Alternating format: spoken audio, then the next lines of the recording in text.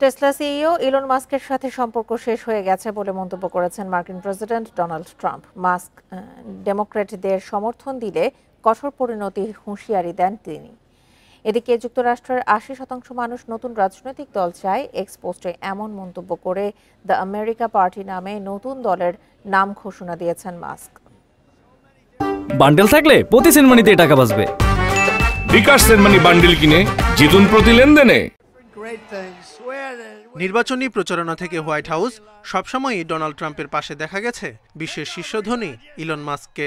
তবে সম্প্রতি ট্রাম্পের কর ও ব্যয় সংক্রান্ত বাজেট বিল নিয়ে মাস্কের সাথে মতবিরোধের জেরে মার্কিন প্রেসিডেন্টের বন্ধু থেকে রীতিমতো প্রতিদ্বন্দ্বিতে পরিণত হয়েছেন মাস্ক।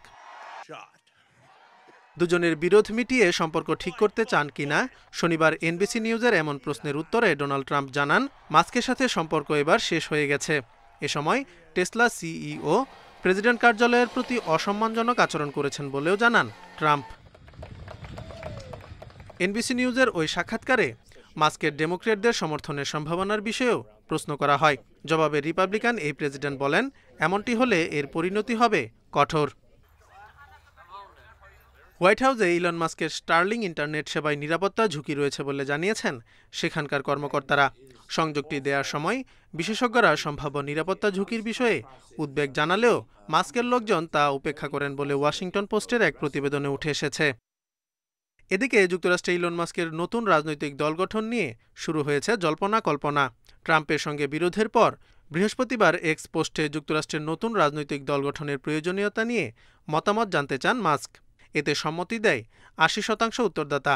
পরে শুক্রবার দ্য আমেরিকা পার্টি নামে একটি দলের নাম ঘোষণা করেন টেসলা সিইও। তবে বিশ্বের শীর্ষ ধনকুবের নতুন দল গঠন করবেন কিনা তা এখনও নিশ্চিত নয়। এ বিষয়ে বিস্তারিত কিছুই জানাননি তিনি। তাছাড়া যুক্তরাষ্ট্রের দীর্ঘদিন ধরে চলে আসা ডেমোক্র্যাট রিপাবলিকান রাজনৈতিক ব্যবস্থাকে তিনি চ্যালেঞ্জ জানাবেন কিনা সেটি নিয়েও উঠেছে প্রশ্ন।